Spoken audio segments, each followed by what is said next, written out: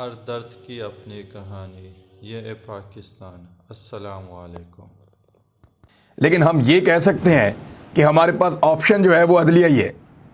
اللہ رب العزت کے بعد جب بہت ناانصافی ہو تو اللہ رب العزت کی مدد سب سے پہلے ہوتی ہے۔ فائنلی اب جیل بھرو تحریک کا آغاز کرنے کا اعلان کر دیا اور ڈیٹ بھی دے دی ہے۔ لاہور میں ویڈیو لنک کے ذریعے وہ خطاب کر رہے تھے، اور ایک دن پہلے رات کے وقت جو سچویشن رہی زمان پارک کے باہر اور جو کچھ ہوتا رہا ساری رات، جس طرح پولیس موجود تھی، اور پھر سورسز نے مکمل انفارمیشن دی کہ واقعی میں عمران خان صاحب کو گرفتار کرنے کا ایک گھناؤنا منصوبہ بنایا گیا تھا۔ کوشش کی جا رہی تھی پولیس کی اور کارکنوں کی جھڑپیں ہو جائیں، جس کے بعد مزید دہشت گردی کے اور دیگر مقدمات درج کیے جائیں۔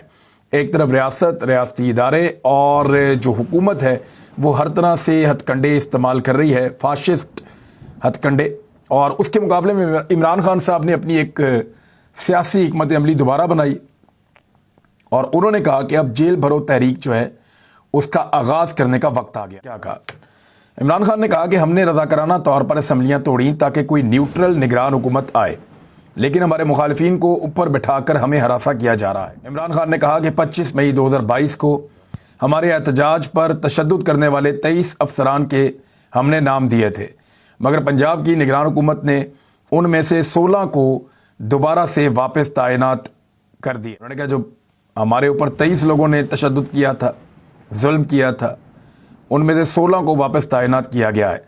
عمران خان نے کہا کہ chief justice Lahore high court کے داماد علی افضل سائی کے لیے پہلے ایک آدمی کو پکڑا، اس پر تشدد کر کے اس کے ذریعے مقدمہ بنایا گیا، اور اب قومی احتساب بیورو کے ذریعے ان کو طلب کیا جا رہا ہے۔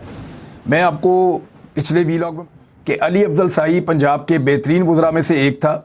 جو اسٹیبلشمنٹ کے لوگ یہاں پہ ڈیوٹی کر رہے تھے وہ سب یہ کہتے تھے کہ زبردست اور شاندار آدمی ہے، وہ chief justice Lahore high court کا داماد ہے۔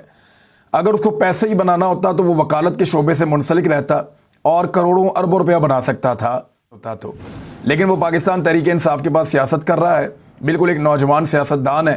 اور میں نے جو اس کے بارے میں جتنا کچھ بھی سنا ہے یا جتنا میں جانتا ہوں، لوگ یہ کہتے ہیں کہ وہ اس کیبنٹ کے بہترین وزراء میں سے ایک تھا۔ کرپشن کا کوئی ایک ڈھیلے کا بھی اس کے خلاف کوئی الزام نہیں ہے۔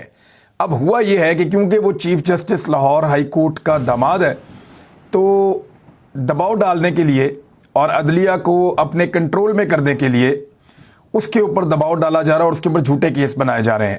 کیس بنانے کے لیے باقاعدہ ایک جھوٹا جملہ شامل کیا گیا۔ میں نے چیلنج کل آپ کو کیا تھا کہ کوئی بھی شخص یہ چیلنج قبول کرے اور ثابت کرے کہ جس جگہ پہ علی افضل سائی پہ یہ الزام لگایا گیا، کیا وہ اپنی ساری زندگی میں اس جگہ پر گیا، تو پھر وہ الزام اس پہ لگا دیں۔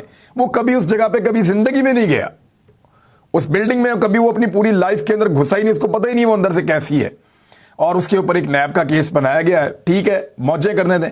عمران خان صاحب نے کہا اور ڈٹ گیا، اس نے کہا کوئی مسئلہ نہیں ہے، نیب بلا رہی ہے، میں آؤں گا، اور وہ جو نیب کو بتائے گا نا چیزیں، وہ نیب ریکارڈ پہ بھی نہیں لا سکے گی۔ پھر کہہ رہا ہوں کہ علی افضل سائی جو چیزیں نیب کے ریکارڈ کے اوپر لے کر آئے گا، ان کو جو چیزیں بتائے گا، نیب ان کو لکھ بھی نہیں پائے گی۔ کہہ رہا ہوں نہیں لکھ پائے گی، کیونکہ بہت سارے ایسے لوگ ہیں جن کے نام لے کر وہ بتائے گا کہ کس کس نے کیا کیا کیا ہے اور کس کس طریقے سے کیا ہے۔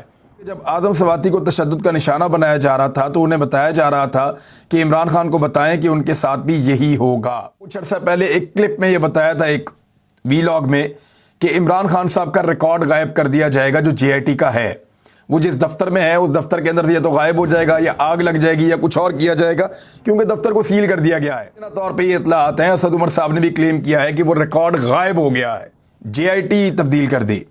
اور پھر انہوں نے کہا کہ آئین واضح طریقے سے کہتا ہے کہ الیکشن 90 روز کے اندر ہونے ہیں۔ 91 دن کا مطلب یہ ہوگا کہ جو بھی نگران حکومت ہوگی وہ غیر آئینی ہوگی۔ کمشنر کو معلوم ہے کہ اسمبلی ختم ہونے کے بعد 90 دن میں الیکشن کروانے ہیں۔ کہا جاتا ہے کہ پولیس نہیں ہوگی، فوج نہیں ہوگی۔ خطرناک بات ہے کہ چیف الیکشن کمشنر الیکشن کرانے سے معذوری ظاہر کر رہا ہے۔ آئین پر عمل نہیں ہوگا، عدلیہ آئین پر عمل نہیں کرا سکتی۔ اگر عدلیہ آئین پر عمل نہیں کروا سکتی تو اس سے بڑی بربادی اور کوئی نہیں ہے اس ملک کے لیے۔ ہی آئین پر عمل درآمد نہیں کر سکتی تو مطلب آئین ختم ہو گیا۔ اگر عدالتیں قانون پر عمل درآمد نہیں کروا سکتی تو اسے زیادہ ملک اور بربادی ملک کی کوئی نہیں ہو سکتی۔ اسمبلیاں آئین کو سامنے رکھ کر تحلیل کی تھیں تو اس کے بعد ملک کا قانون ختم ہو گیا۔ انہوں نے کہا جنگیں اور زلزلے ملک تباہ نہیں کرتے، ملک اس وقت تباہ ہوتے ہیں جب آئین پر عمل نہیں ہوتا۔ عمران خان صاحب نے جیل بھرو تحریک کا آغاز 22 فروری سے کرنے کا اعلان کر دیا ہے۔ 22 فروری یعنی بدھ والے دن جو ہے وہ آغاز ہو جائے گا جیل بھرو تحریک کا، اور جیل بھرو تحریک کے نتیجے میں ہزاروں لوگ تیار ہیں کہ وہ جیلوں میں جائیں۔ میں آپ کو پھر بتا دیتا ہوں کہ پاکستان کی جو جیلوں کی کیپیسٹی ہے وہ 65,000 ہے، لیکن جو ان کے اندر پہلے سے قیدی موجود ہیں وہ لگ بھگ 90,000 ہیں۔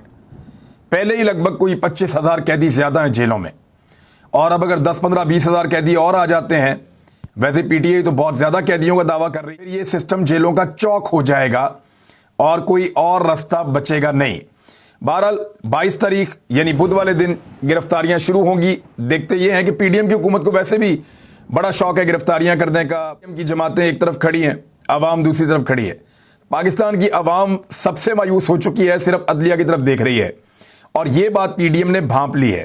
اب وہ عدلیہ کی تصحیح کر رہے ہیں، ججوں کی کردار کشی کر رہے ہیں۔ اندر جو سب سے آگے بڑھ چڑھ کے یہ کر رہے ہیں وہ مریم نواز اور نواز شریف ہیں، یعنی نون لیگ سب سے زیادہ اس وقت عدلیہ پہ حملہ آور ہے۔ مختلف ٹی وی چینلز کو اور مختلف صحافیوں کو اس کے لیے استعمال بھی کیا جا رہا ہے، اور صحافی لگاتار اس کے لیے استعمال ہو رہے ہیں۔ اب پاکستان کے ججز پہ جو خوفناک مہم کا آغاز کیا گیا ہے، اس سے پہلے یہی والی حرکت 90s میں نواز شریف صاحب کر چکے ہیں۔ پھر پرویز مشرف نے اپنے دور میں 2006-07 میں ججز کے خلاف اسی طرح کی حرکت کی تھی اور ججز کو ٹارگٹ کرنے کی کوشش کی تھی، ناکامی ہوئی تھی۔ نواز شریف کو بھی ناکامی ہوئی تھی۔ پھر پیپلز پارٹی نے یہی کچھ ججز کے بارے میں اپنے دور حکومت میں 2008 سے 2012-13 تک کیا، جس کے اوپر بہت سارے ایلیگیشنز لگائے، ان کے اوپر کیچڑ اچھالا۔ پھر نواز شریف صاحب جب نکالے گئے تو تب انہوں نے ججز کے اوپر بڑی خوفناک ایک نام لے کر انہوں نے ایک تحریک چلائی، پی ایم ایل این ایک مرتبہ پھر ججز کے اوپر حملہ آور ہے اور ججز کی کردار کشی کی مہم چلا رہی ہے۔ یہاں جوڈیشری کے اوپر ایک بڑی ذمہ داری عائد ہوتی ہے، وکلا پہ اور جوڈیشری پہ۔ اگر تو ججز کو ایسے ہی تضحیک کا نشانہ بنانا ہے، اگر ایسے ہی عدلیہ کو دیوار کے ساتھ لگانا، پی ایم ایل این کو اور پی ڈی ایم کو فری ہینڈ دے دینا چاہیے، لیکن اگر عدلیہ کی عزت اور وقار کو بحال رکھنا ہے، دیکھیں ہماری عدلیہ، ہم یہ نہیں کہہ سکتے کہ وہ دنیا کی ایک بہتر عدلیہ ہے، ہم یہ کہہ سکتے ہیں کہ ہمارے پاس آپشن جو ہے وہ عدلیہ ہی ہے۔ اللہ رب العزت کے بعد جب بہت ناانصافی ہو تو اللہ رب العزت کی مدد سب سے پہلے ہو۔ کنٹینیوسلی کردار کشی کی جا رہی ہے، 2 الگ لوگوں کی آڈیو جو غیر قانونی طریقے سے حاصل کی گئی ہے، اور آپ جانتے ہیں آڈیوز کون حاصل کرتا ہے۔ جنرل باجوہ نے ابھی ایک انٹرویو میں خود بھی بتایا ہے کہ یہ آڈیوز کیسے حاصل کی جاتی۔ 2 الگ لوگوں کی ایک آڈیو کو غیر قانونی طور پہ حاصل کیا گیا اور اس کو ایک تیسرے جج کے ساتھ جوڑا گیا، اور نواز شریف لندن سے بیٹھ کے بیانات دے رہا ہے۔ اب معاملہ عدلیہ کے کورٹ میں ہے کہ عدلیہ یہ دباؤ لیتی ہے یا عدلیہ مضبوطی کے ساتھ قانون اور انصاف کے مطابق فیصلے دیتی ہے، اور اس وقت وکلا کا رول بہت امپورٹنٹ ہے کہ وہ کیسے اپنی عدلیہ کے ساتھ کھڑے ہوتے ہیں۔ ابھی مزید تفصیلات آئیں گی تو میں نیکسٹ ویلاگ میں جو امپورٹنٹ چیزیں ہوں گی وہ آپ کے ساتھ شیئر کر لوں گا۔